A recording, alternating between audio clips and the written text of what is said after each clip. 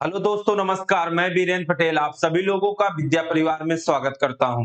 जैसा कि मैं आज एक दिन पहले आपको टीजीटी और पीजीटी बैच के बारे में सारा इंफॉर्मेशन दिया था। तो मैं आपको बोला था कि आपको स्टार्टिंग में डेमो क्लासेस मिलेंगी। तो आज उस सीरीज का हमारा पहला दिन है, पहला लेक्चर है। तो सेशन को स्टार्ट करने से पहले एक बार सेशन को आप शेयर कर दीजिए अपने दोस्तों के बीच में। और जो सब्सक्राइब ना किए हो हमारा चैनल विद्या एग्रीकल्चर एकेडमी यूट्यूब चैनल, उसको सब्सक्राइब कर लें। बाकी जो हमारा टेलीग्राम चैनल है, टेलीग्राम चैनल पे डेली मैं आपको क्वेश्चन देता हूं, इंफॉर्मेशन जो होती है वो चीजें आपको प्रोवाइड करता हूं। तो उस चैनल से आप ज्वाइन कर लीजिए, जिससे कि आपको डेली क्वेश्चन मिले। उस क्वेश्चन के माध्यम से आप अपनी नॉलेज को और इंप्रूव कर सकते हो। तो एक कोचिंग का थोड़ा इंफॉर्मेशन है। यूट्यूब चैनल, टेलीग्राम चैनल विद्या एग्रीकल्चर एकेडमी के नाम से है, आप उसको ज्वाइन करिए। बाकी हमारी कोचिंग का जो एड्रेस है आपके सामने है, और फोन नंबर, इस फोन नंबर पर 7007051098 पे आप संपर्क करके कोई भी इंफॉर्मेशन हो आप ले सकते हैं। तो आज डेमो क्लास है, मेनली किसके लिए? टीजीटी और पीजीटी बैच के लिए। क्लास बहुत बिंदास होने वाली है, बस आप इस वीडियो के साथ लगे रहिए लास्ट तक, देखिए मजा आने वाला है। स्टार्टिंग में हम कुछ थियरी पे बात करेंगे और लास्ट में कुछ क्वेश्चन लेके भी आएंगे। तो इतनी सारी चीजें आपके लिए किया जा रहा है, तो आप अपना प्यार और सपोर्ट जैसे दे रहे हैं ऐसे देते रहिए। और 18 तारीख से हम पेड कोर्स लेके आ जाएंगे ऐप के माध्यम से, उसके बारे में हम आपको इंफॉर्मेशन देंगे।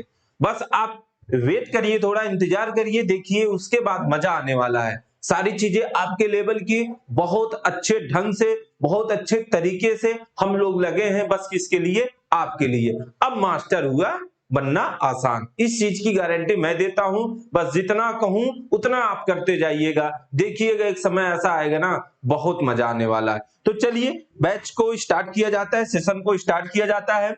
तो आप लोग मन लगा के बैठिए, सेशन को शेयर करिए खूब, जैसे कि क्या नाम ज्यादा से ज्यादा इस वीडियो से जुड़ सके। चलिए, जैसे कि मैंने अपना सारा इंफॉर्मेशन दे दिया, तो आज जो हम चर्चा करने वाले हैं वो एग्रीकल्चर पे चर्चा करने वाले हैं। एग्रीकल्चर के बारे में सारी इंफॉर्मेशन जो होगी हम आपको देंगे एक वीडियो के माध्यम से, और आगे जैसा भी होगा उसके बारे में हम आपको इंफॉर्मेशन देते रहेंगे। ठीक है, तो मजा आने वाला है, बस आप इंतजार करिए।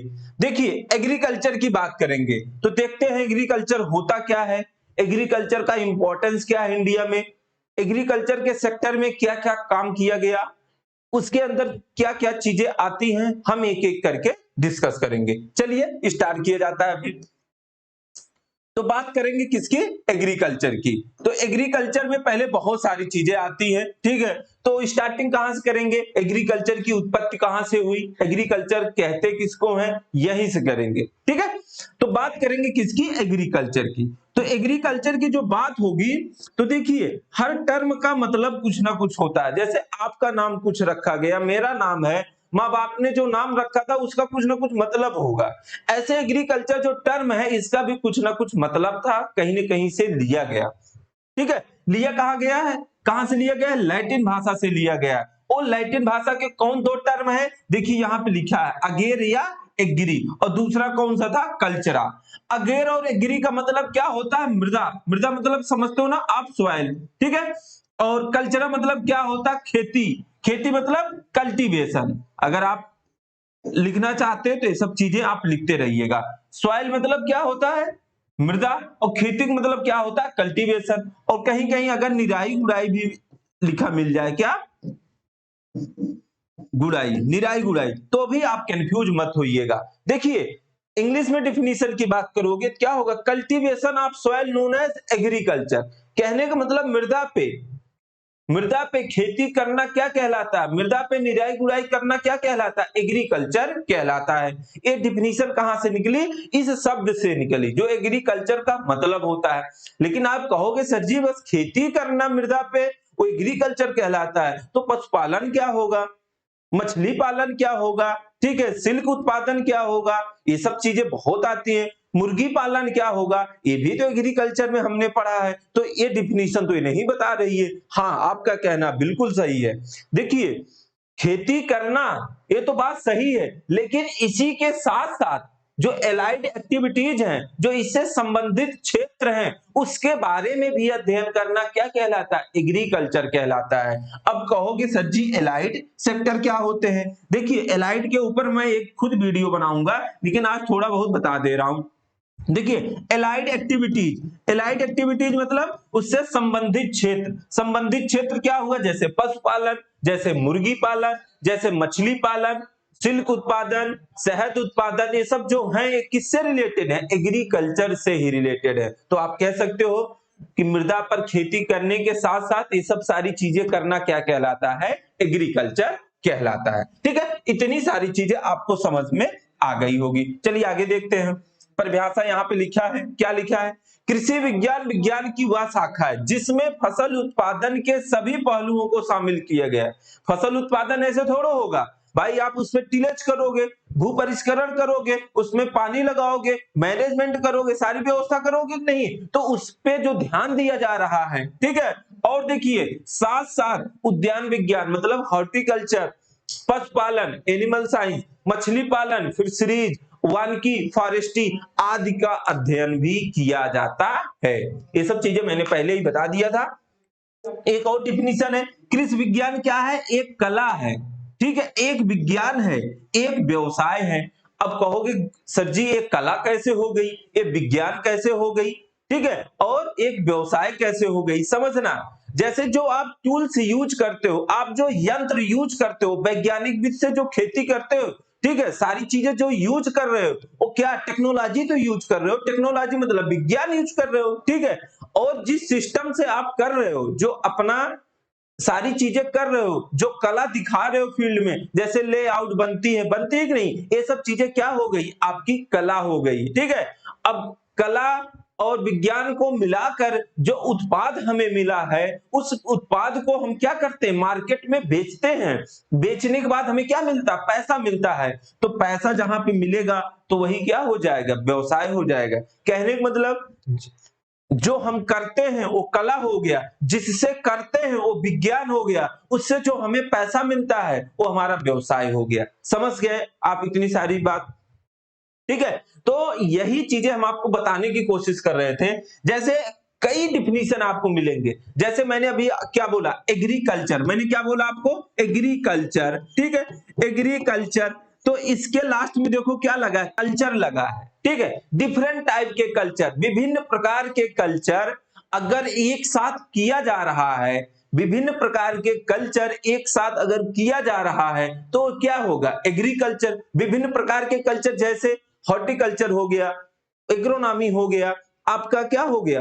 डेयरी हो गया, आपका फिशरीज हो गया, आपका पोल्ट्री हो गया, ये सब विभिन्न टाइप के कल्चर हो गए ना। होता नहीं, जैसे कल्चर की बात कहीं आती है, आप क्या कहते हो? इस बच्चे का कल्चर बहुत अच्छा है, इस बच्चे का कल्चर बहुत गंदा है, ये बंदा ऐसा है कि नहीं? अब सारी चीजें अगर मिला दोगे वही क्या हो जाएगी? एग्रीकल्चर हो गई। समझ गए कि नहीं आप? इतनी सारी चीजें आप समझ गए होंगे। देखिए अभी मैंने आपको बताया था कि लैटिन भाषा से लिया गया। किससे? लैटिन भाषा। तो एक चीज और याद रखिएगा, किसी भी शब्द के लास्ट में अगर कल्चर लगा है तो सारे कल्चर किससे लिए गए हैं? लैटिन से लिए गए। किससे लिए गए हैं? लैटिन से लिए गए। एग्रीकल्चर, हॉर्टिकल्चर, ओलरीकल्चर, विटीकल्चर, सेरीकल्चर, कोई भी कल्चर आ जाए, बस अपने दिमाग में एक चीज सेट करो, क्या? कि सारे कल्चर लैटिन भाषा से लिए गए हैं। इतनी आप समझ गए होंगे, इतनी सारी बात। चलो आगे देखते हैं। देखिए भैया, अब बात करेंगे किसकी? इंपॉर्टेंस की। आप कहोगे सर जी ब्रांच के बारे में आपने नहीं बताया, जैसे सस्य विज्ञान, उद्यान विज्ञान। ठीक है, देखिए सर वो सब एक एक टॉपिक जब स्टार्ट करेंगे, एग्रोनॉमी, हॉर्टिकल्चर, सॉइल साइंस, वहां पे सारी चीजें हम डिस्कस करेंगे। तो ठीक है, तो यहाँ पे जनरल चीजें आज सुन लीजिए। आज पहली क्लास है, पहली क्लास के अकॉर्डिंग सारी चीजें होनी चाहिए। क्वेश्चन बनते हैं, जो जो क्वेश्चन बनते हैं वो चीजें हम डिस्कस करेंगे। बात करेंगे किसकी? Importance of agriculture in India. भाई भारत में एग्रीकल्चर का इंपॉर्टेंस क्या है? अब अगर कोई ये कहे कि एग्रीकल्चर का इंपॉर्टेंस बताइए, तो हमें तो नहीं लगता कि वो बंदा ठीक ठाक होगा, क्योंकि बगैर एग्रीकल्चर का कुछ हो सकता है? कुछ नहीं हो सकता। भाई हमारे पास पैसा नहीं है, हमारे पास घर नहीं है, या हमारे पास गाड़ियां नहीं है, कार नहीं है, तो हम जिंदगी जी सकते हैं, लेकिन अगर पेट में खाना नहीं है ना, तो आप 2 दिन भी नहीं रह सकते हो। तो समझ सकते हो, एक गरीब आदमी एक बहुत पैसा वाला आदमी, दोनों आदमी को एक चीज की जरूरत जरूर होती, रोटी की, तो रोटी कौन देता है? एक एग्रीकल्चर वाला देता है। इस वजह से एग्रीकल्चर का इंपॉर्टेंस आज से नहीं सदियों से था और सदियों रहेगा। इस वजह से अगर हम आप एग्रीकल्चर के फील्ड के हैं तो ये मानिए कि एक ऐसा डिपार्टमेंट है, यहां से कुछ भी संभव है कि आप कुछ भी कर सकते हो। ठीक है, तो चलिए स्टार्ट करते हैं, बात करेंगे इंपॉर्टेंस की। तो सबसे बड़ी इंपॉर्टेंस क्या है? Food security. फूड सिक्योरिटी मतलब आप समझते होंगे, जो खाद्य सुरक्षा है। क्या? खाद्य सुरक्षा है। तो खाद्य सुरक्षा कौन देता है? ठीक है, फूड सिक्योरिटी कौन देता है? ठीक है, फूड सिक्योरिटी जो भारत में आई या किसी देश में आती है, वो सिक्योरिटी कौन देता है? हमारा एग्रीकल्चर देता है, हमारा कृषि देता है। देता है कि नहीं भाई? अगर भारत सरकार पूछेगी कि हमारे पास सिक्योरिटी है खाने का कि नहीं, तो कौन बताएगा? कृषि मंत्री ही बताएगा। सारा डाटा किसके पास है? कृषि मंत्री के पास है। तो पूरे जनता को, पूरे पॉपुलेशन को खाना देने की सिक्योरिटी कौन लेता है? एग्रीकल्चर डिपार्टमेंट लेता है। तो सबसे महत्वपूर्ण इसका एक पॉइंट है क्या, कि अगर बात करेंगे इंपॉर्टेंस की, तो पहला क्या? Food security. अब आपके दिमाग में आएगी ये फूड सिक्योरिटी आया कहां से? ठीक है, आपके दिमाग में सब चीजें चल रहा होगा कि नहीं? तो भैया अगर चल रहा तो हम बताते हैं। तो अगर बात आएगी कि फूड सिक्योरिटी कौन देता है, तो आप कहोगे एग्रीकल्चर। फूड सिक्योरिटी की जरूरत क्यों पड़ी, इसके बारे में जरा चर्चा करेंगे। थोड़ा हम आपको पीछे लेके चलेंगे। क्यों? क्योंकि एक समय ऐसा आया था, भारत सरकार का जो प्रधानमंत्री थे, उन्होंने कहा था क्या, कि एक टाइम उपवास रखो। इसका मतलब क्या था? खाने की कमी आई। खाने की कमी क्यों आई, इस पे हम थोड़ा डिस्कस करेंगे। चलिए लिख लीजिएगा, जैसे 1943, ठीक है, क्या 1943 1944 के बीच में एक युद्ध हुआ था, सबको पता होगा। कौन सा युद्ध हुआ था? द्वितीय विश्व युद्ध हुआ था। कौन सा? दूसरा विश्व युद्ध हुआ था।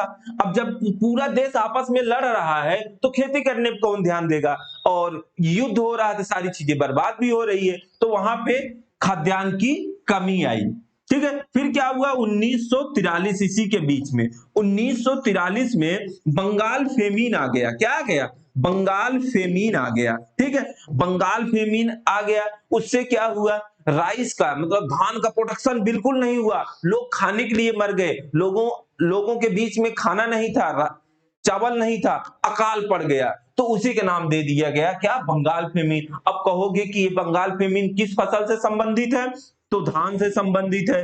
ठीक है, कौन सी बीमारी आई थी? ठीक है, वो बीमारी किसकी वजह से हुई थी? कवक की वजह से हुई थी। उस कवक का क्या नाम था? हेलमेंथोस्पोरियम ओरजाई। ठीक है, तो ये जो कवक था, राइस के फील्ड में बीमारी लगी, उस बीमारी की वजह से बिल्कुल प्रोडक्शन नहीं हुआ। और प्रोडक्शन ना होने से क्या हुआ? अकाल पड़ गया, लोग खाने के लिए मर गए।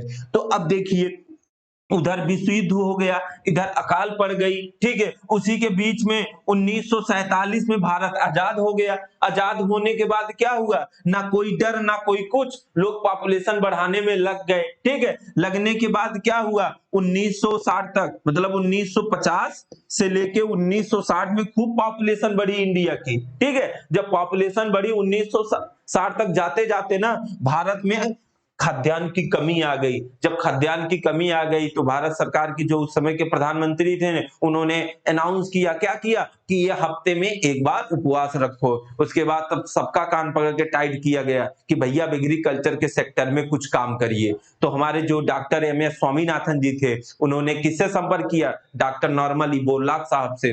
कब संपर्क किया? 1963 में। क्या हुआ? 1953 में ड्वार्फ वैरायटी भारत में मंगाई गई। ठीक, बौनी प्रजात high yielding dwarf variety Bharat में मंगाई गई। मंगाने के बाद क्या हुआ? 1965 आ गया। ठीक है, 1965 और 1963 में 2 साल का गैप हुआ कि नहीं?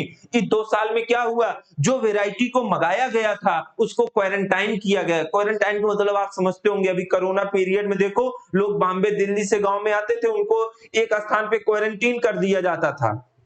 क्यों कर दिया जाता था? आपको डर रहता था कहीं कोरोना वायरस इनके अंदर ना हो, अगर इनके अंदर होगा तो हमें भी हो जाएगा। 14 दिन के लिए उनको क्या किया जाता था? क्वारंटीन कर दिया जाता था। तो जो वैरायटी भारत में लाई गई थी, उसको 2 साल के लिए क्वारंटाइन कर दिया गया था। एक सीमित एरिया पर, एक फिक्स एरिया पर उसका कल्टीवेशन किया गया, उसके बारे में रिसर्च किया गया, देखा गया कि इसका कोई साइड इफेक्ट तो नहीं है। इसकी खेती करने से हमारे मृदा पर कोई प्रभाव तो नहीं पड़ रहा है। ये सब सारी चीजें देखते हुए 2 साल का समय दिया गया।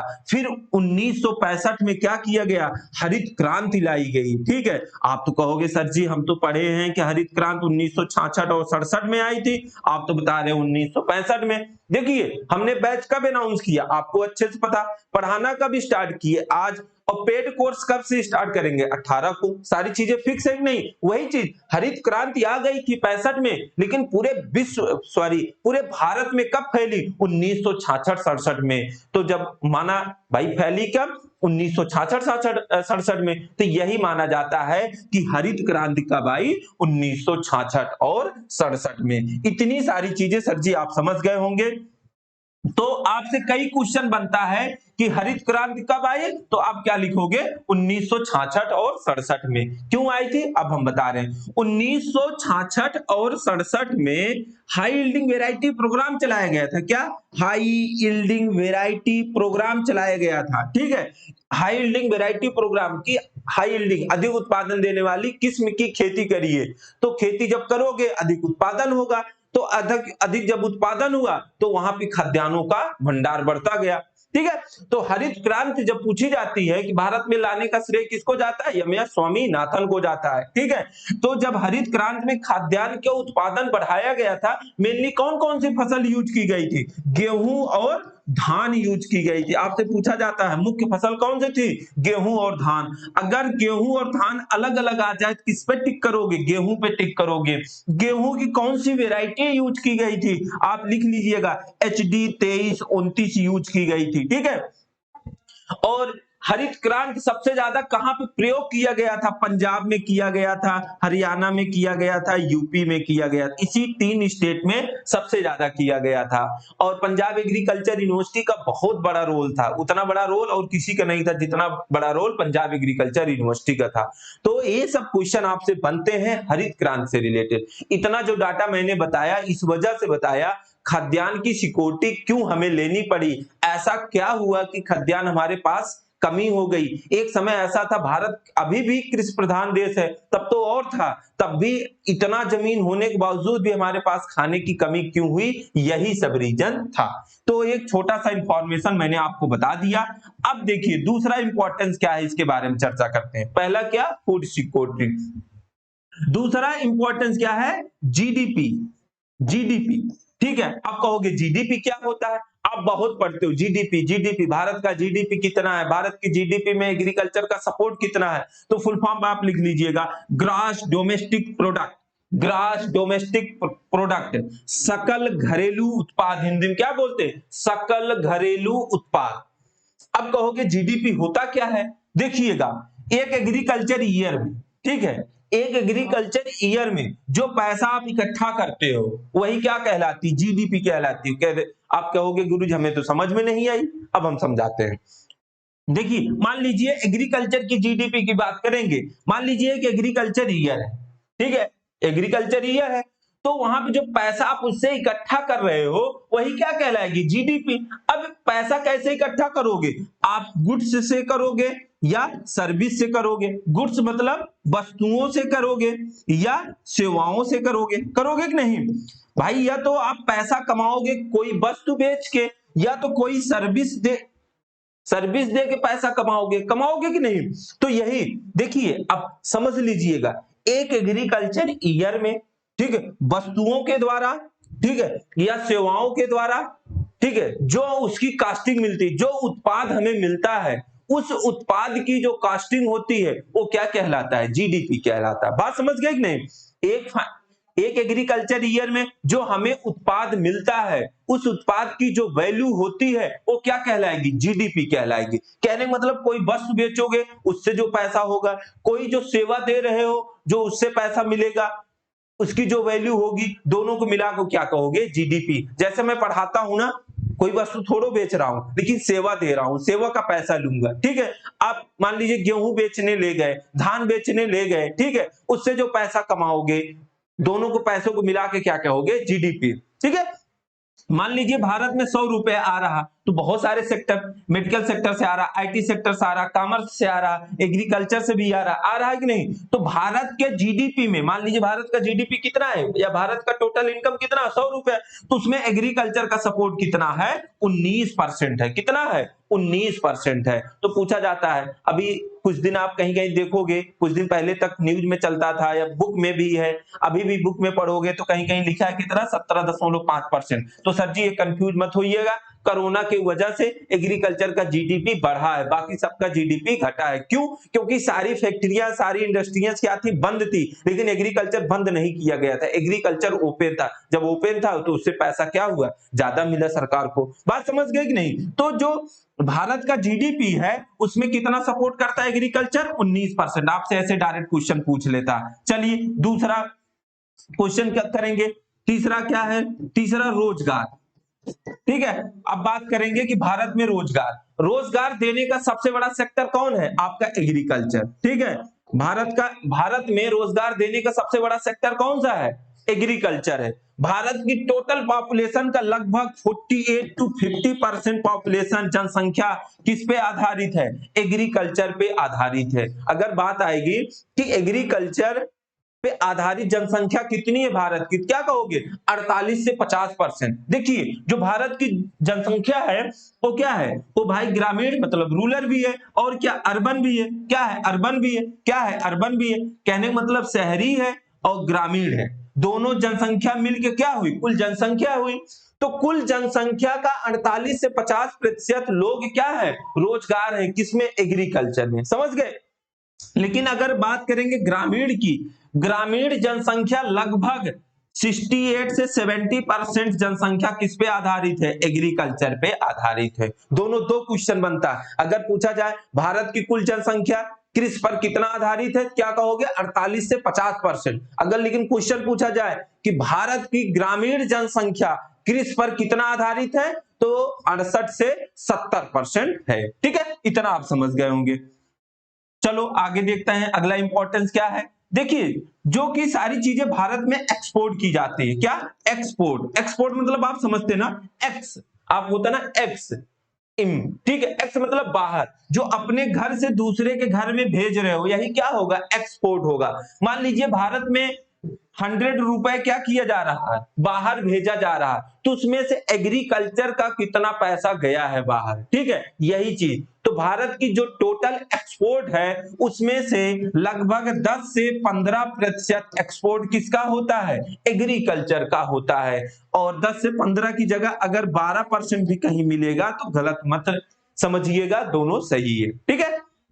भारत में टोटल जितना एक्सपोर्ट होता है, जितना सारा सामान बाहर भेजा जाता है, उसमें से 10 से 15% एग्रीकल्चर का प्रोडक्ट बाहर भेजा जाता है, समझ गए होंगे, या तो 12%। एक इंपॉर्टेंस है, तो भैया देखिए आज के डेट में अगर आपको विकास करना है, चाइना हमसे लेट क्या हुआ, आजाद हुआ, हम 1947 में हो गए, चाइना कब आजाद हुआ था, 1949 में। लेकिन आज के डेट में हमसे चाइना क्यों ज्यादा है, क्योंकि उसकी सबसे बड़ी ताकत क्या है, उसकी एक्सपोर्ट फैसिलिटी, ठीक है। देखिए आप बाहर भेजोगे आपको पैसा ज्यादा मिलेगा, पैसा ज्यादा मिलेगा तो ऑटोमेटिक आप अच्छे से हो जाओगे, आपके पास पैसे वाले हो जाओगे। चाइना आज के डेट में हमसे इतना आगे क्यों है, आप जानते हो चाइनीज सामान हम कितना इंपोर्ट करते हैं, भाई हम इंपोर्ट करेंगे तो हमें एक्सपोर्ट करेगा कि नहीं। तो सबसे बड़ा रीजन क्या है, एक्सपोर्ट ही है उसका विकास करने का। तो भैया इतनी सारी चीजें आप समझ गए होंगे।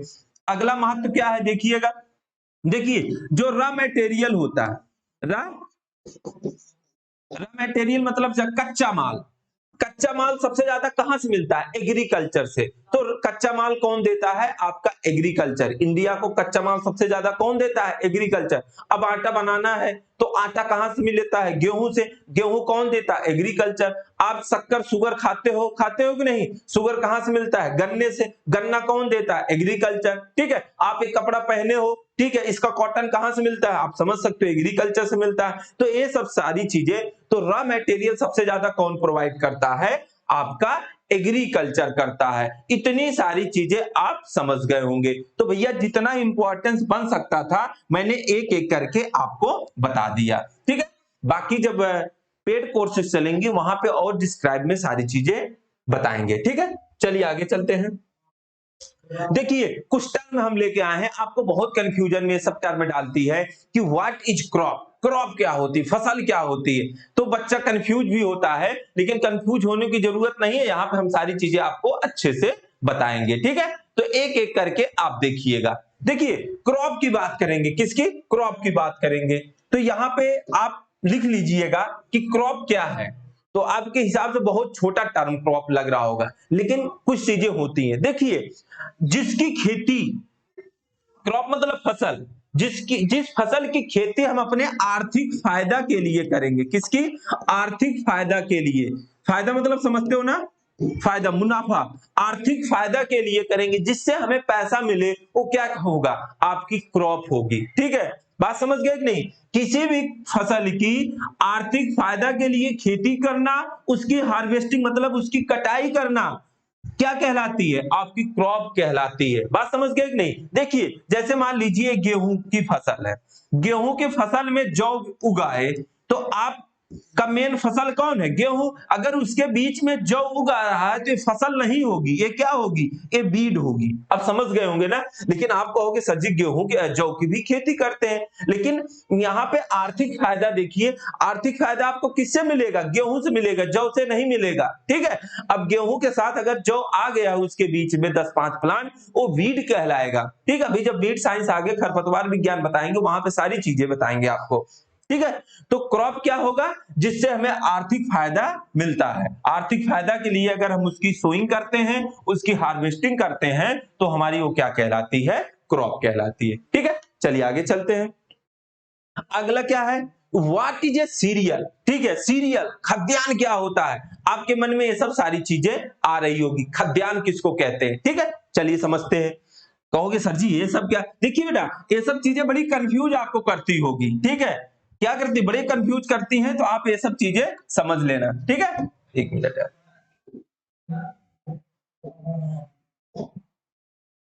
ठीक है। ये सब चीजें कहीं ना कहीं कंफ्यूज करती है, तो आप कंफ्यूज मत होइएगा। अगर कोई कहता है सीरियल क्या है, देखिए सीरियल जितनी भी क्रॉप होंगी, ठीक है, लिख लीजिएगा, सबकी फैमिली क्या होगी, ग्रेमिनी होगी, ग्रेमिनी होगी या पोएसी होगी, ठीक है।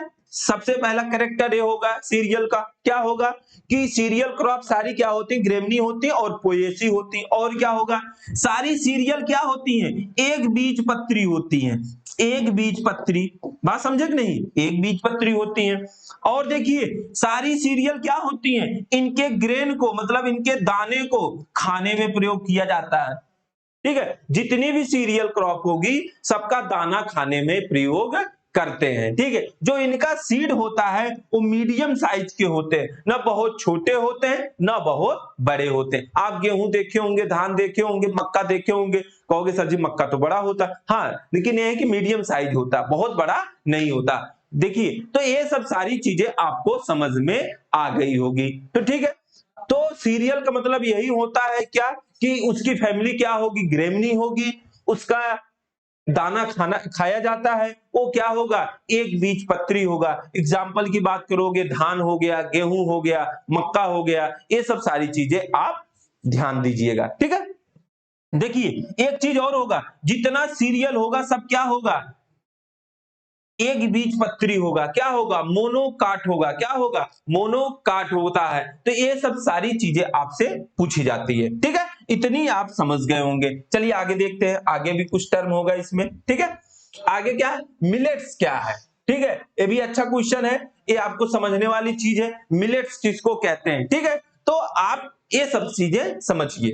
देखिए मिलेट्स की बात करेंगे, ये भी क्या होता है, ये भी मोनोकाट होता है। क्या होता है, मोनोकाट मतलब एक बीज पत्री होता है, ठीक है, लिख लीजिएगा, एक बीज पत्री होता है।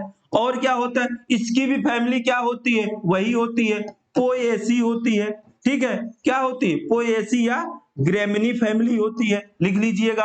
और क्या होता है, देखिए हमने बताया था सीरियल में क्या खाया जाता है, उसका दाना खाया जाता है, ठीक है। लेकिन जो आपके मिलेट्स होते हैं, जो मोटे अनाज वाली फसलें होती हैं, उसका दाना भी खाया जाता है, ठीक है, और उसको चारे के रूप में भी खाया जाता है। किसके रूप में? चारे के रूप में भी खाया जाता है। सबसे अच्छा पॉइंट यही है। जो और इसके सीड होते हैं, सीड का आकार जो होता है वो स्मॉल होता है। किससे? आपके सीरियल क्रॉप से। जैसे आप बाजरा देखे होंगे, ज्वार देखे होंगे, उसका सीड कैसे होता है? छोटे छोटे होते हैं। तो मिलेट्स की पहचान क्या हो गई? एक बीजपत्री होता है, पोएसी फैमिली होता है। इसका जो यूज होता है, मतलब फूड में भी करते हैं और चारे के रूप में भी करते हैं। उसका सीड कैसा होता है? छोटे आकार का होता है। तो यही होते हैं आपके सीरियल। एग्जाम्पल के तौर पे आप लिख लीजिए, जैसे ज्वार हो गया, बाजरा हो गया, फिंगर मिलेट हो गया, सावा कोदो, ये सब प्रोसो मिलेट्स, सारी चीजें अच्छे से बताएंगे क्योंकि मिलेट्स क्रॉप इंपॉर्टेंट क्रॉप है। क्वेश्चन वहां से बनता है, जब वहां पे पढ़ाएंगे तो सारी चीजें डिस्क्राइब करेंगे। इतनी सारी चीजें आपको समझ में आ गई होगी। चलिए अब बात करेंगे कि लेग्यूम क्या होता है। देखिए, ऐसी क्रॉप, क्या? ऐसी क्रॉप जिसकी फैमिली लेग्यूमिनेसी फैमिली होती हो। ऐसी क्रॉप जो लेग्यूमिनेसी फैमिली से बिलोंग करती है, वो सारी क्रॉप क्या कहलाएंगी? Legume crop कहलाएंगी। ठीक है, अब समझ गए होंगे। जैसे भाई चना भी होता है, मटर भी होता है, अरहर भी होता है। आप तो यहां तक सीमित हो, लेकिन मैं कह दूं बरसीम, हम कहते हैं लूसर्न, ये भी आपकी क्या है? लेग्यूम क्रॉप है। अभी तक बहुत सारे बच्चे जानते हैं लेग्यूम मतलब दाल वाली, नहीं, गलत हो जाएगा। सारी दाल वाली फसलें लेग्यूम हो सकती हैं, लेकिन सारी लेग्यूम दाल नहीं हो सकती। सोयाबीन लेग्यूम है लेकिन दाल वाली फसल नहीं है। अभी हम बताएंगे दोनों में डिफरेंट क्या होता। समझ गए ना कि ऐसी फसल जिसकी फैमिली क्या हो? लेग्यूमिनेसी हो, वो क्या कहलाएगी? लेग्यूम क्रॉप कहलाएगी। अब यहीं पे दाल वाली फसल क्या कहलाएगी? मतलब पल्स क्रॉप किसे कहेंगे? ऐसा लेग्यूम क्रॉप, समझना, हमने क्या कहा? लेग्यूम के बारे में बता दिया, अब दाल के बारे में बता रहे हैं। ऐसा लेग्यूम क्रॉप, ठीक है, ऐसा लेग्यूम क्रॉप जिसका यूज ड्राई सीड के रूप में करते हैं। किससे? ड्राई सीड के रूप में करते हैं, मतलब उसका सूखा दाना यूज करते हैं। वो क्या कहलाएगी? आपकी पल्स कहलाएगी। जैसे अरहर कैसे यूज करते हो? सूखा यूज करते हो ना। चना सूखा यूज करोगे, मटर सूखा। अब बहुत लोग कह दोगे सर जी हम तो सब्जी भी बनाते हैं। देखिए सर, जो मटर ओरिजिनल की बात करोगे वो क्या है? आपकी दाल ही है। लेकिन अब वही है ना, आजकल ट्रेडिशनल नॉन ट्रेडिशनल एग्रीकल्चर आ गया ना, परंपरागत और नॉन परंपरागत। तो अब मटर को हम यूज करने लगे सब्जी में, लेकिन उसका मेन यूज क्या है? दाल के पर्पज में ही यूज किया जाता है। ठीक है, तो ऐसा लेग्यूम क्रॉप जिसका यूज हम ड्राई सीड के रूप में करते हैं, जिसका सीड हम ड्राई सीड के रूप में यूज करते हैं, वो क्या कहलाएगी? आपकी पल्स कहलाएगी। ठीक है, इतना मेजर जो माइनर डिफरेंस था मैंने आपको बता दिया। अब देखिए व्हाट इज स्यूडो सीरियल क्या होता है। कहोगे कि ये सब टर्म क्या है सर जी? ये सब क्रॉप के बीच में आते हैं, इंसान गलत कर देता है। आप बहुत ध्यान से मन लगा के सुनिएगा और कहीं लिख लीजिएगा। आप किसी से भी पूछोगे, बंदा कंफ्यूज रहता है, लेकिन कहीं ना कहीं क्वेश्चन आएगा। क्योंकि टीजीटी पीजीटी ना बहुत पढ़ने की जरूरत नहीं, लेकिन एक्यूरेसी मेंटेन करने की जरूरत है। वहां पे 125 क्वेश्चन आएगा तो आपको 100 प्लस क्वेश्चन करना है। क्वेश्चन बहुत बेसिक आते हैं, ठीक है। एक छोटे एग्जाम जो होता है जैसे यूपी कैटेट यूजी, उसके लेवल का क्वेश्चन आता है, लेकिन क्या है वहां पे एक्यूरेसी मेंटेन करना। ऐसे माइनर डिफरेंस छोटे छोटे पूछे जाते हैं, बच्चा वही गलत कर देता है। इस सब चीजों पे आपको ध्यान देने की जरूरत है। देखिए एक चीज यहां बताने को भूल गया, जो आपका लेग्यूम है, लेग्यूम पूछा जाता है कि किस भाषा से लिया गया है, तो आप लिख लीजिएगा किस भाषा से लिया गया है? लैटिन भाषा से लिया गया है। ठीक है, चलिए आगे चलते हैं। तो भाई एक एक सारी चीजें आप अच्छे से समझ लेना, जो कि आपको आगे बहुत काम देने वाली है और मजा आने वाला है। बस आप लगे रहिए लास्ट तक, जैसे कि हमें भी मजा आए। और सेशन को इतना शेयर करिए और लास्ट में कमेंट के माध्यम से अपना विचार जरूर व्यक्त करिएगा। क्लास आपको कैसे लगी, अगर कोई कमी हो तो भी बताइएगा, सारी चीजें दूर की जाएगी। ठीक है, चलिए अब बताते हैं क्या कि स्यूडो सीरियल क्या होता है। देखिए ऐसी क्रॉप जिसका यूज, ठीक है, ऐसी क्रॉप जिसका यूज सीरियल के रूप में करते हैं। बात समझिएगा, ऐसी क्रॉप जिसका यूज सीरियल के रूप में करते हैं लेकिन सीरियल होती नहीं है। ठीक है, सीरियल कैसे होती है, क्यों होती, मैंने पहले बता दिया। वो सारे कैरेक्टर इसमें नहीं पाए जाते हैं, लेकिन इस सीरियल के जैसा इसका यूज किया जाता है, ठीक है। वही क्रॉप क्या कहलाती है, आपकी स्यूडो सीरियल कहलाती। मैंने बताया था कि सीरियल क्या होती, एक बीजपत्री, ये क्या होती है, द्विबीजपत्री होती है। मैंने बताया था कि जितनी सीरियल होगी सबकी फैमिली क्या होगी, पोएसी या ग्रेमनी होगी, लेकिन स्यूडो सीरियल जितनी भी होंगी उनकी फैमिली क्या होगी, अलग अलग होगी। क्या होगी, अलग अलग होगी। बात समझ गए कि नहीं। तो ये सब चीजें, अब इसका एग्जाम्पल लिखना हो तो आप लिख सकते हो बकवीड, ठीक है, बकवीड और रामदाना। तो रामदाना की फैमिली क्या होती है, अमरेंथिएसी होती है। बकवीड की क्या होती है, पोलीगोनेसी होती है। तो आप ये सब चीजें आप लिख लीजिएगा। इसका यूज सीरियल जैसे किया जाता है, लेकिन सीरियल होती नहीं है, ठीक है। इतनी सारी चीजें आप समझ गए होंगे।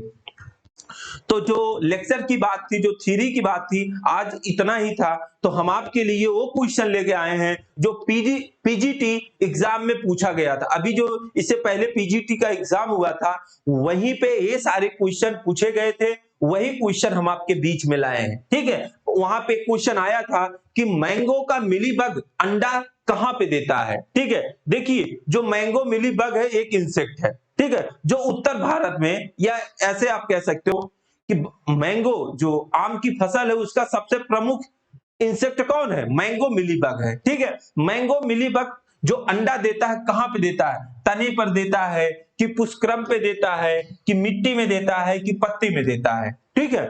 आप बताइए किस में देता है। बहुत अच्छा क्वेश्चन और पूछा जाता है। अभी हम इसका इलाज भी बता रहे हैं, उस मैंगो मिलीबग का जो जूलॉजिकल नेम होगा वो भी बताएंगे। तो चलिए, आप अच्छे से समझ गए होंगे किसमें देता है। हाँ, आप सही बोल रहे हैं, बिल्कुल मिट्टी में देता है। किसमें देता है, मिट्टी में देता है। अब मिट्टी में देगा तो इसको रोकथाम के लिए क्या करोगे, कुछ ऐसी चीजें मिट्टी में ही करोगे, ठीक है। तो सबसे आसान तरीका है कि पहले उसकी जुताई कर दो। अगर पूछा जाए कि मैंगो में मिलीबग लग गया है, उसको कैसे कंट्रोल करेंगे, तो कह दो मिट्टी की जुताई करो, ठीक है। तो इसका कंट्रोल कैसे किया जाता है, मिट्टी की जुताई करके, ठीक है। इस मिलीबग का जूलॉजिकल जो नेम होता है आप लिख लीजिएगा, क्या होता है, ड्रोसिका मैंगीफेरी।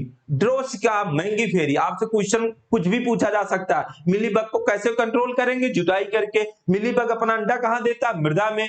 मिलीबग का जूलॉजिकल नेम क्या होता है, ड्रोसिका मैंगीफेरी। इतना आप समझ गए होंगे। चलिए आगे चलते हैं, दूसरा क्वेश्चन हम देखते हैं कौन सा है। देखिए, फूल गोभी का पुष्प क्रम कहलाता है। पुष्प क्रम मतलब इन्फ्लोरोसेंस, ठीक है। इन्फ्लोरोसेंस होता क्या है, किसी भी प्लांट का फ्लावरिंग पोर्शन, किसी भी पौधे का पुष्पीय भाग क्या होगा, इन्फ्लोरोसेंस होगा, ठीक है।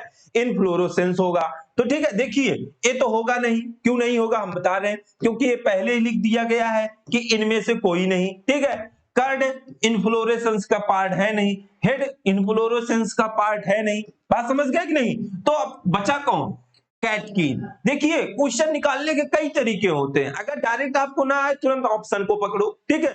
तो ऑप्शन पकड़ोगे तो हो जाएगा। देखिए, हेड और कर्ड ये भी कोल क्रॉप से रिलेटेड, गोभी वर्गीय फसल से रिलेटेड है। देखिए, जो खाते हैं, ठीक है, जो खाते हैं वो क्या कहलाता है, कर्ड। किसमें, फूल गोभी में। हेड किसका खाया जाता है, पत्ता गोभी। जो कैबेज होता है, कैबेज का खाने वाला भाग क्या होता है, हेड। और फूल गोभी का खाने वाला भाग क्या होता है, कर्ड। तो यहाँ पे आपको 3 क्वेश्चन मिल गया है, इसको आप लिख लीजिएगा। चलिए आगे चलते हैं।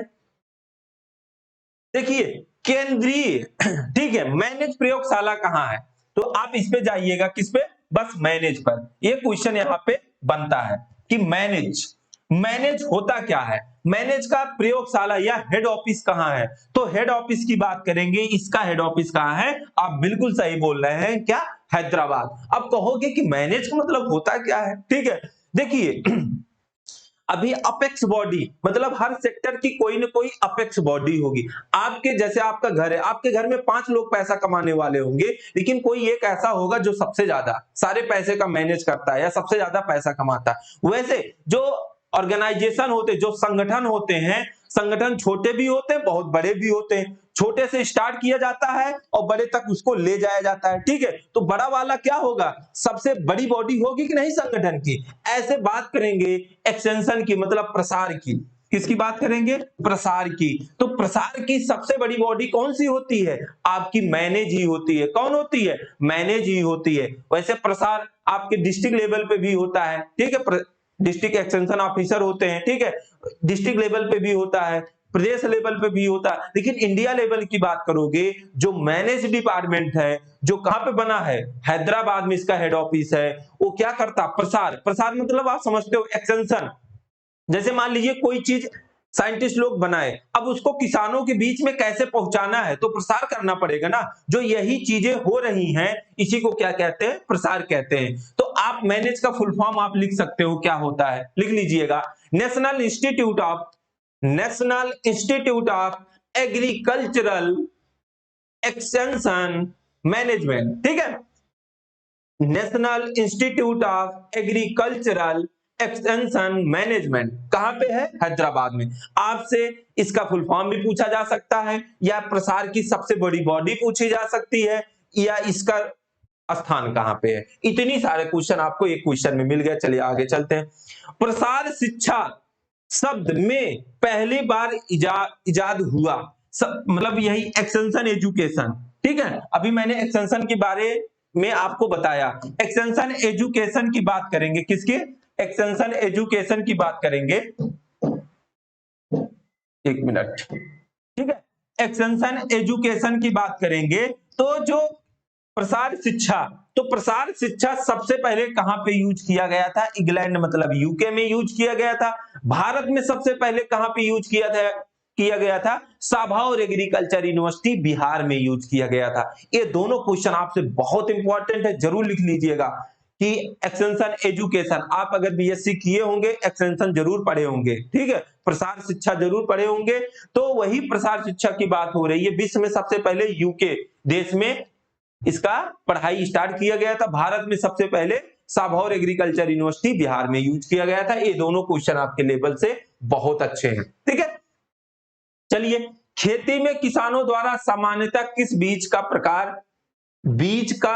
प्रयोग किया जाता है? बात समझे नहीं? बीज जानते हो, मोस्टली न्यूक्लियस सीड होते हैं, ब्रीडर सीड होते हैं, फाउंडेशन सीड होते हैं और सर्टिफाइड सीड होते हैं। रजिस्टर्ड सीड अपने यहां नहीं यूज किया जाता है, मोस्टली यही होते हैं, ठीक है। इसमें देखो जनक बीज, आधारी बीज और प्रमाणित बीज और नाभिकीय बीज, ठीक है। कुछ लोगों की हिंदी में दिक्कत भी हो रही होगी, लेकिन कोई बात नहीं, ठीक है। ये सब सारी चीजें हम दूर करेंगे आपकी।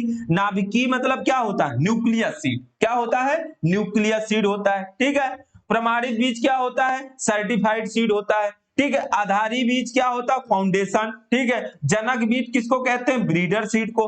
आधार भाई होता नहीं भैया, फाउंडेशन करना है हमें, मतलब अपना आधार मजबूत करना है, तो इस वजह से फाउंडेशन सीड को क्या कहते हैं? आधारी बीज। जनक बीज मतलब ब्रीडर सीड। तो यहाँ पे जो किसानों को बीज दिया जाता, कौन सा दिया जाता? प्रमाणित बीज दिया जाता, सर्टिफाइड सीड, मतलब वो सर्टिफाइड रहता है कि नहीं।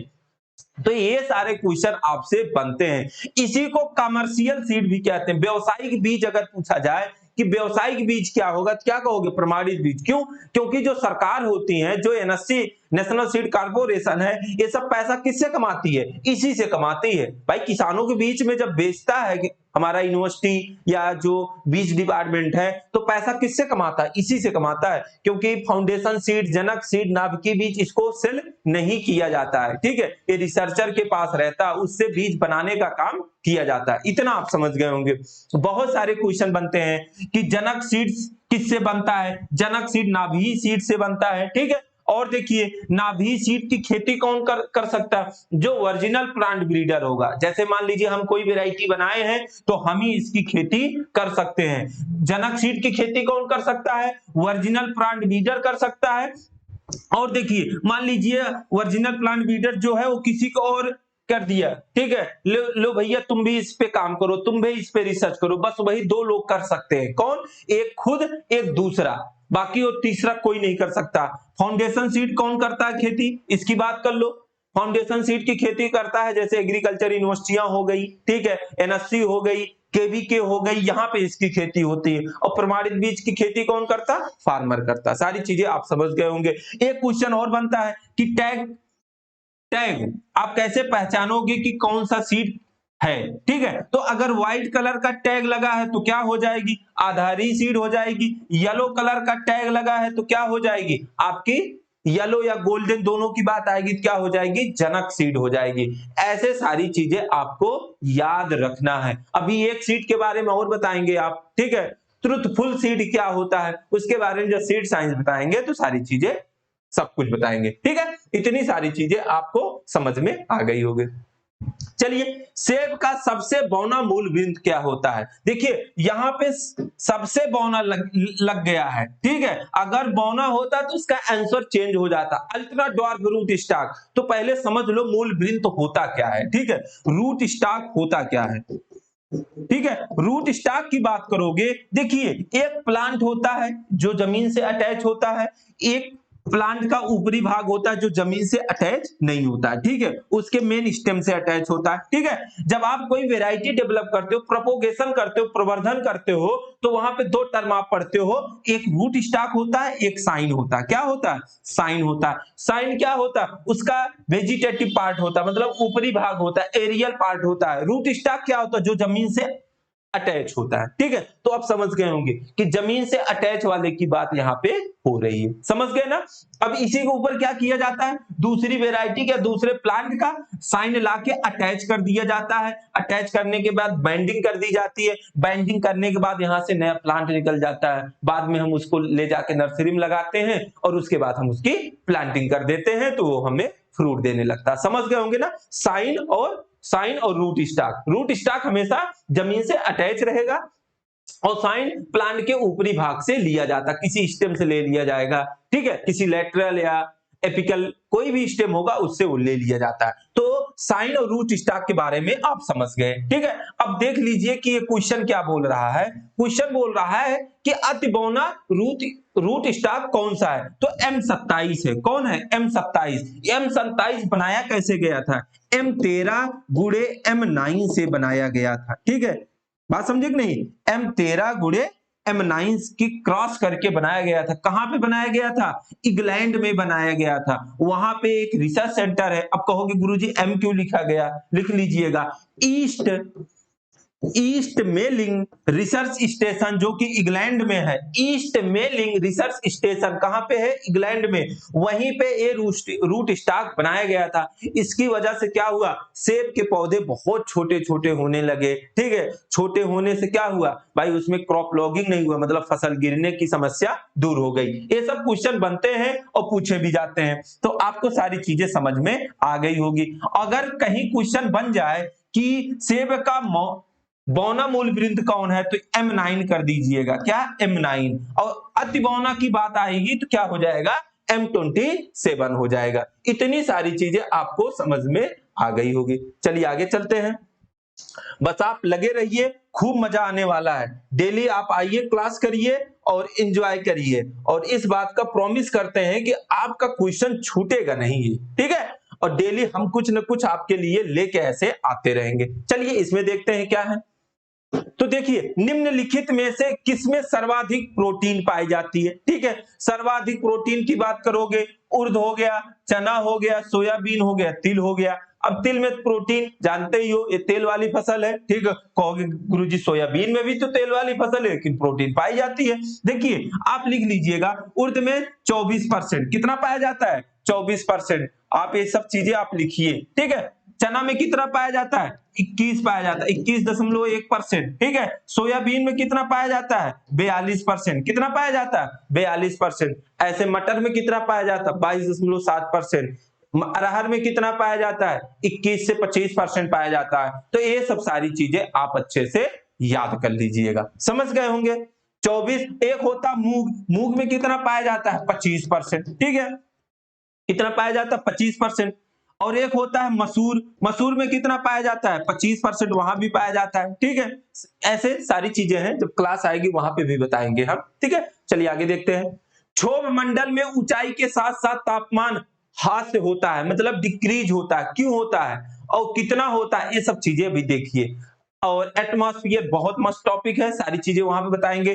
तो एटमॉस्फेयर जो वातावरण होते हैं उसकी ऊंचाई कितनी होती है, आपको पता होनी चाहिए। कितनी होती है, हाँ बिल्कुल आप सही बोल रहे हो, कितनी होती है, 1600 किलोमीटर होती है। कितनी होती है, 1600 किलोमीटर होती है। ठीक है, तो जो हमारा वातावरण है इसको 4 बराबर भागों में बांट दिया गया है। कहीं कहीं 5 भी मिलता है, जब वहां पे आओगे तो हम अच्छे से बताएंगे कहां पे 4 होना चाहिए, कहां पे 5 होना चाहिए। ठीक है, तो जहां पे हम आप रहते हैं, जहां पे जानवर, जहां पे पेट पालो रहता है, उसी को क्या कहते हैं, क्षोभ मंडल कहते हैं। क्या कहते हैं, क्षोभ मंडल, मतलब ट्रोपोस्फियर कहते हैं। क्या कहते हैं, ट्रोपोस्फियर कहते हैं। ठीक है, ट्रोपोस्फियर, स्ट्रेप्टोस्फियर, मेसोस्फियर और थर्मोस्फियर, ये 4 लेयर होते हैं।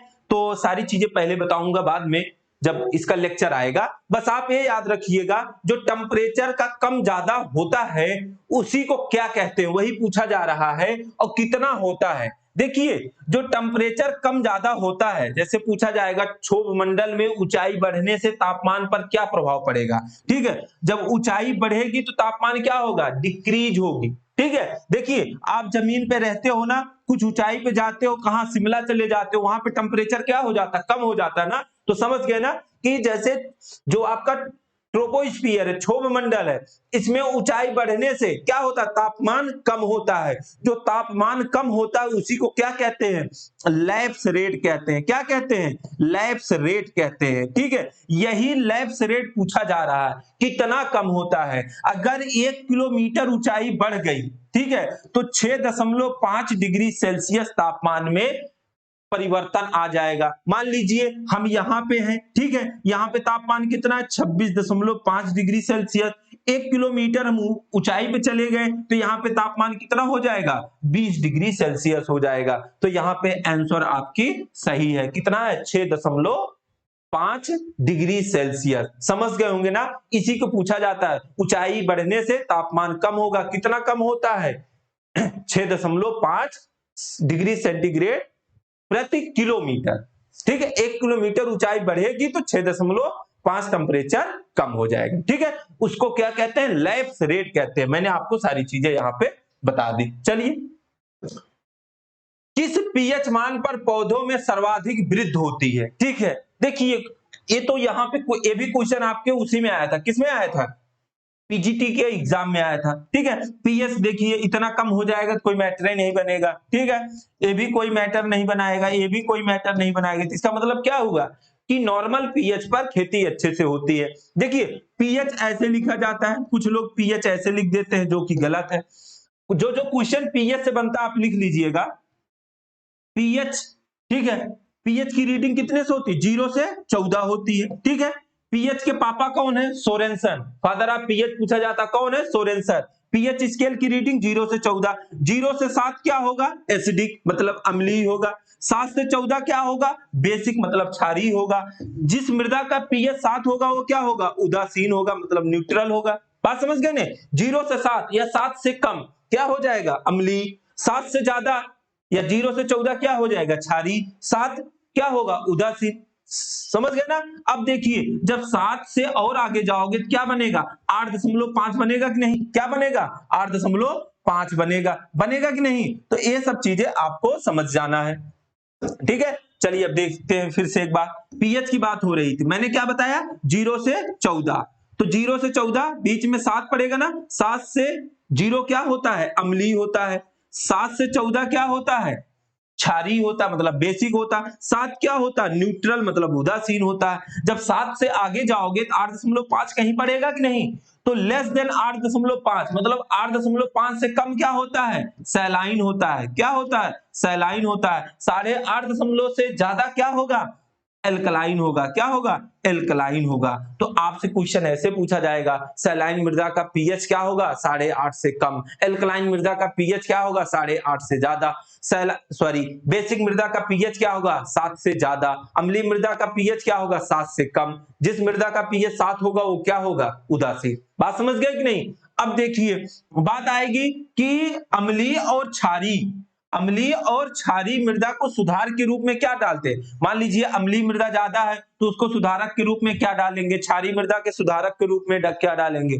तो याद रखिएगा, जिप छुआ तो चूआ, याद रख लीजिए चूआ। जिप जैसे जिप्सम और पासे पायराइट, जिप्सम और पायराइट किसमें डाला जाता? छ से छारी, छ से छुआ। क्षारीय मृदा को सुधारने के लिए क्या डाला जाएगा? जिप्सम और पायराइट। तब चूआ, च से चूना, आ से अम्ली। चूना किसके सुधारक में डाला जाएगा? अम्लीय मृदा के। ठीक है, अगर अम्लीय मृदा को सुधारना है तो उसमें चूना डाल दोगे, क्षारीय मृदा को सुधारना है तो क्या डाल दोगे?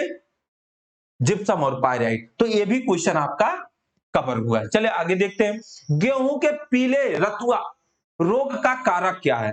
जिसको रस्ट बोलते हैं। ठीक, क्या बोलते हैं? रस्ट। बहुत पूछा जाता है। ठीक है, रस्ट बीमारी किससे होती है? तो रस्ट बीमारी होती है फंगस मतलब कवक से होती है। पहला क्वेश्चन।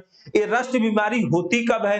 देखिए, एक कहावत कही है, नीचे ओट मतलब नीचे नमी हो, ऊपर बदराही मतलब आकाश में बादल छाए हुए हो, तो घाघ कहे मतलब भगवान बोल रहे हैं कि गिरवी धाई मतलब आपकी फसल में गिरवी आ जाएगी।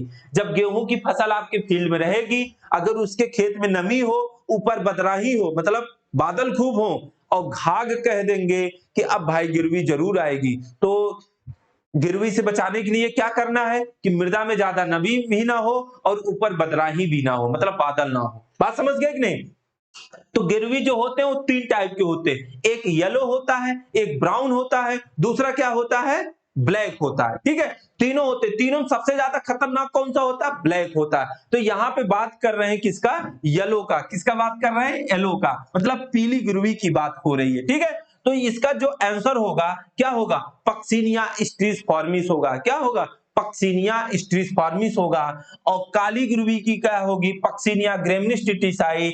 और जो ब्राउन भूरी वाली होगी उसका क्या होगा? पक्सिनिया रिकांडिटा होगा। काली गिरवी को और किस नाम से जाना जाता है? तना गिरवी, या आप कह सकते हो स्टेम रस्ट बोला जाता है। ठीक, इसको किस नाम से जाना जाता है? आप लिख लीजिएगा, लीफ रस्ट के नाम से जाना जाता है, या ऑरेंज रस्ट के नाम से जाना जाता है। पक्सिनिया स्ट्रिसफॉर्मिस को किस रस्ट के नाम से जाना जाता है? स्ट्रिप रस्ट के नाम से जाना जाता है। किससे? स्ट्रिप। ठीक है, स्ट्रिप स्ट्रिप। बात समझ गए कि नहीं? स्ट्रिप रस्ट किसको कहेंगे? येलो मतलब पीली। और लीफ और ऑरेंज रस्ट किसको कहेंगे? ब्राउन। और तना रस्ट किसको कहेंगे? आपकी काली। इतना क्वेश्चन यहाँ पे बनता है, और सारी चीजें जब गेहूं की फसल पढ़ाएंगे वहां पे सारी चीजें बताएंगे। तो आज का सेशन हमारा यही अंत होता है, और कल हम आपको नए वीडियो के साथ मिलूंगा। और अपना प्यार अपना सपोर्ट जैसे दे रहे हैं जरूर दीजिए, और मैं प्रॉमिस करता हूं कि आपके लिए कोई कसर नहीं छोड़ूंगा। एक एक करके एक एक क्वेश्चन का पोस्टमार्टम यहां करूंगा, सब कुछ करूंगा आपके लिए। बस आप अपना प्यार और सपोर्ट देते रहिए। मैं आशा करूंगा आपका ये वीडियो आपको बहुत अच्छा लगेगा, और कमेंट के माध्यम से जरूर बताइए अगर कोई कमी रह गई हो, अगर आपको कोई चीज दिक्कत कर रही हो, आप बताओगे, वहां पे जरूर सुधार करूंगा। तो आज के लिए बस इतना ही। मिलता हूं आपको नेक्स्ट वीडियो के साथ नेक्स्ट टाइम। जय हिंद, जय भारत।